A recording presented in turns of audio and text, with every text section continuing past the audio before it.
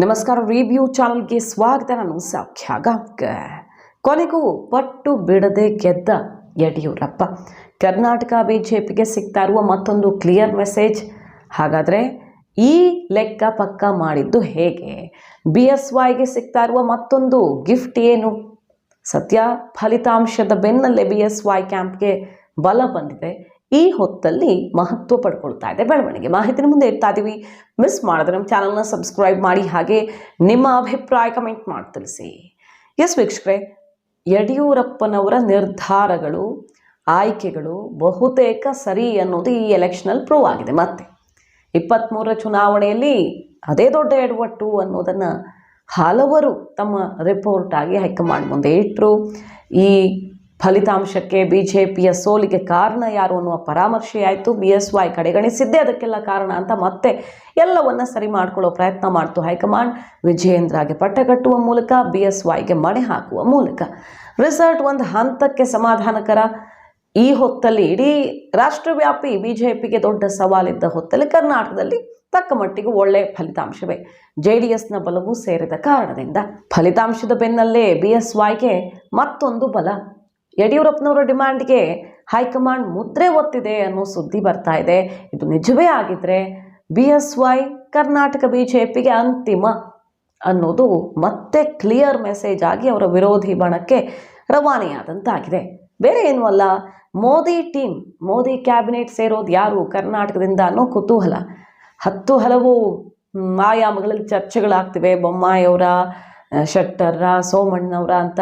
ಈಗ ಅಂತಿಮ ಅಂತ ಹೇಳಲಾಗ್ತಿರೋದು. ಇನ್ನೇನು ಪ್ರಮಾಣ ವಚನಕ್ಕೆ ಕೌಂಟ್ ಡೌನ್ ಶುರುವಾಗಿರೋ ಹೊತ್ತಲ್ಲಿ ಸಿಗ್ತಾ ಇರುವ ಫೈನಲ್ ಲಿಸ್ಟಲ್ಲಿ ಯಾರ್ಯಾರ ಹೆಸರಿದೆ ಅಂತ ಕೇಳಿದ್ರೆ ಶೋಭಾ ಕರಂದ್ಲಾಜೆ ಅವರ ಹೆಸರು ಅಚ್ಚರಿ ಎನ್ನುವಂತೆ ಪಾಸ್ ಆಗಿದೆ. ಮತ್ತೊಮ್ಮೆ ಮಿನಿಸ್ಟರ್ ಆಗ್ತಿದ್ದಾರೆ ಶೋಭಾ ಕರಂದ್ಲಾಜೆ ಅನ್ನೋ ಸುದ್ದಿ ಬರ್ತಿದೆ. ಇದು ನಿಜವೇ ಆಗಿದ್ದಲ್ಲಿ ಶೋಭಾ ಕರಂದ್ಲಾಜೆಯವರು ಮತ್ತೆ ಮಿನಿಸ್ಟರ್ ಆಗ್ತಿರೋದೇ ಹೌದಾದರೆ BSY ಬಲ ಮತ್ತೆ ಸಾಬೀತಾದಂಗಾಯಿತು. ಯಾಕಂದರೆ ಶೋಭಾ ಕರಂದ್ಲಾಜೆಯವರಿಗೆ ಟಿಕೆಟ್ ಕೊಡೋದಕ್ಕೆ ಸಿಕ್ಕಾಪಟ್ಟೆ ವಿರೋಧ ಆಯಿತು.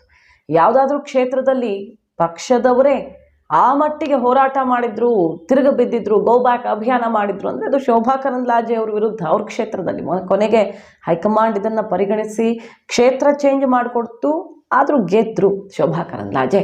ಟಿಕೆಟೇ ಅಷ್ಟು ಕಷ್ಟಪಟ್ಟು ಕೊಟ್ಟಿದ್ದಾರೆ ಅನ್ನೋ ಪರಿಸ್ಥಿತಿಯಲ್ಲಿ ಮತ್ತೆ ಮಂತ್ರಿನೂ ಮಾಡ್ತಾರಾ ಅನ್ನೋ ರೀತಿಯಲ್ಲೇ ಇದ್ದಿದ್ದು ವಿಶ್ಲೇಷಣೆ.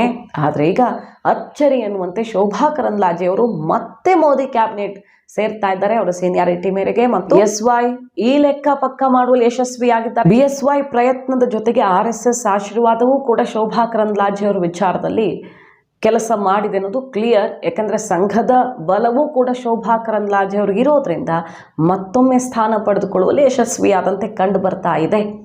ಶೋಭಾ ಕರಂದ್ಲಾಜೆ ಅವರಿಗೆ ಟಿಕೆಟ್ ಕೊಡಿಸದೆ ಹೋಗಿದ್ರೆ ಯಡಿಯೂರಪ್ಪನವರು ಹಠ ಹಿಡಿದು ಇದ್ಯಾವುದಕ್ಕೂ ಅವಕಾಶವೇ ಇರ್ತಾ ಇರಲಿಲ್ಲ. ಸೊ ಟಿಕೆಟ್ ಕೊಡಿಸುವಲ್ಲಿ ಎಲ್ಲ ವಿರೋಧಗಳ ನಡುವೆಯೂ ಯಶಸ್ವಿಯಾಗಿದ್ದು ಇವತ್ತು ಶೋಭಾ ಕರಂದ್ಲಾಜೆ ಮತ್ತೆ ಮೋದಿ ಟೀಮ್ನ ಎಂಟ್ರಿ ತಗೊಳ್ಳೋ ಥರ ಆಗಿದೆ. ರಾಘವೇಂದ್ರಗೆ ಕೊಡಿಸೋದು ಸುಲಭ ಇಲ್ಲ. ವಿಜಯೇಂದ್ರ ಪಕ್ಷದ ಅಧ್ಯಕ್ಷ, ರಾಘವೇಂದ್ರ ಅವ್ರಿಗೆ ಸಚಿವ ಸ್ಥಾನ, ಇನ್ನೇನು ಎಲ್ಲ ಇವ್ರ ಮನೆಯಲ್ಲೇ ಇದೆಯಲ್ಲ ಅಂತ ವಿರೋಧಿಗಳಿಗೆ ಅದು ದೊಡ್ಡ ಅಸ್ತ್ರ ಆಗುತ್ತೆ, ಮುಜುಗರಕ್ಕೆ ಕಾರಣ ಆಗುತ್ತೆ. ಯತ್ನಾಳ್ ಅವರಂಥ ನಾಯಕರ ಬಾಯಿಗಿದು ಆಹಾರ ಆಗುತ್ತೆ. ಹಾಗಾಗಿ ಮತ್ತೆ ಆ ತಪ್ಪು ಮಾಡೋದಕ್ಕೆ ಹೈಕಮಾಂಡ್ ರೆಡಿ ಇಲ್ಲ. ಮುಂದಿನ ದಿನಗಳಲ್ಲಿ ನೋಡಬಹುದೇ. ವಿಜಯೇಂದ್ರ ಹೆಗಲಿಗಿರೋದು ದೊಡ್ಡ ಜವಾಬ್ದಾರಿ, ದೊಡ್ಡ ಸ್ಥಾನಮಾನವನ್ನು ಕೊಟ್ಟಿದ್ದಾಗಿದೆ. ಅದನ್ನು ಮೇಲೆ ಮತ್ತೆ ರಾಘವೇಂದ್ರ ಅವರು ಕೊಡೋದು ಸರಿ ಇರಲ್ಲ. ಹಾಗಾಗಿ BSY ಶೋಭಾ ಕರಂದ್ಲಾಜೆ ಅಂದರೆ ತನ್ನ ಕ್ಯಾಂಪ್ನ ನಾಯಕರನ್ನು ಪಾಸ್ ಮಾಡಿಸ್ಕೊಳ್ಳಲು ಯಶಸ್ವಿಯಾಗಿದ್ದಾರೆ. ಬೊಮ್ಮಾಯಿ ಅವರು ಬಹಳ ನಿರೀಕ್ಷೆಯಲ್ಲಿದ್ದರು, ಕೊನೆ ಕ್ಷಣದವರೆಗೂ ಪ್ರಯತ್ನ ಮಾಡಿದ್ರು, ಡೆಲ್ಲಿಲೂ ಹೋಗಿ ಕೂತಿದ್ದಾರೆ. ಆದರೆ ಬೊಮ್ಮಾಯಿ ಅವರ ಹೆಸರು ಲಿಸ್ಟಲ್ಲಿ ಇಲ್ಲ ಅನ್ನೋದು ಈಗ ಕೇಳಿಬರ್ತಿರುವಂಥ ಲೇಟೆಸ್ಟ್ ಇನ್ಫಾರ್ಮೇಷನ್. ಸೋಮಣ್ಣ ಅವರು ಪಾಸ್ ಆಗಿದ್ದಾರೆ. ಸೋಮಣ್ಣ ಅವರನ್ನು ಹೈಕಮಾಂಡ್ BSYಗೆ ಒಂದು ಚೆಕ್ಮೇಟ್ ರೀತಿಯಲ್ಲೂ ಬ್ಯಾಲೆನ್ಸ್ ಮಾಡೋದಕ್ಕೆ ಇಟ್ಟಿರಬಹುದು. ಯಾಕಂದರೆ ಎಲ್ಲ ಒಂದು ಸೈಡ್ ಆಗೋಯ್ತು ಅನ್ನೋ ಥರ ಆಗಬಾರ್ದು. ಮತ್ತು ಅಮಿತ್ ಶಾ ಅವರು ಸೋಮಣ್ಣವ್ರಿಗೆ ಹಿಂದೆ ಕೊಟ್ಟಿದ್ದ ಭರವಸೆ ಕ್ಷೇತ್ರ ಬಿಟ್ಟುಕೊಟ್ರು. ಅದಾದ ಮೇಲೆ ಸಿದ್ದರಾಮಯ್ಯ ವಿರುದ್ಧ ಕಂಟೆಸ್ಟ್ ಮಾಡಿದ್ರು, ನನಗೆ ಒಳ ಏಟು ಬಿತ್ತು, ಹಾಗಾಗಿ ಸೋತೆ ಅಂತ ಗೋಗರಿದ್ರು. ಪಕ್ಷ ಬಿಟ್ಟೇ ಬಿಡ್ತಾರೆ ಸೋಮಣ್ಣವರು ಅನ್ನೋ ಮಟ್ಟಿಗೆ ಸುದ್ದಿಗಳಿದ್ವು, ಕಾಂಗ್ರೆಸ್ಗೆ ಹೋಗ್ತಾರೆ ಅಂತ. ಕೊನೆಗೆ ಅವ್ರನ್ನ ಉಳಿಸ್ಕೊಳ್ಳೋ ಟೈಮಲ್ಲಿ ಅವ್ರಿಗೊಂದಿಷ್ಟು ಭರವಸೆಗಳು ಸಿಕ್ಕಿದ್ವು.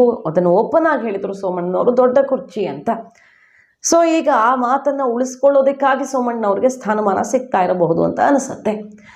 ಒಟ್ಟಿನಲ್ಲಿ ಈಗ ಕರ್ನಾಟಕದಿಂದ ಪ್ರಹ್ಲಾದ್ ಜೋಶಿ ಹಾಗೆ ಶೋಭಾ ಕರಂದ್ಲಾಜೆ, ಸೋಮಣ್ಣವರು, ಮತ್ತೊಂದು ಕಡೆ ಕುಮಾರಸ್ವಾಮಿ ಅವರು ಮೈತ್ರಿ ಲೆಕ್ಕಾಚಾರದಲ್ಲಿ ಪಾಸ್ ಆಗಿದ್ದಾರೆ. ಎಷ್ಟು ಜನ ಇನ್ನಾಗಿದ್ದಾರೆ ಅನ್ನೋ ಸುದ್ದಿ ಬರ್ತಾ ಇದೆ. ಜೊತೆಗೆ ಕರ್ನಾಟಕದಿಂದ ಆಯ್ಕೆಯಾಗಿರುವ, ರಾಜ್ಯಸಭೆಗೆ ಆಯ್ಕೆಯಾಗಿರೋ ನಿರ್ಮಲಾ ಸೀತಾರಾಮನ್ ಅವರು ಕೂಡ ಸಹಜವಾಗಿದ್ದೇ ಇದ್ದಾರೆ. ಸೊ ಇನ್ನೂ ಕೆಲವರು ಏನು ನಿರೀಕ್ಷೆಯಲ್ಲಿದ್ದರು ಸೀನಿಯಾರಿಟಿ ಆಧಾರದಲ್ಲಿ, ಅವರಿಗೆಲ್ಲ ನಿರಾಸೆ, ಕಟ್ಟಿಟ್ಟ ಬುತ್ತಿ.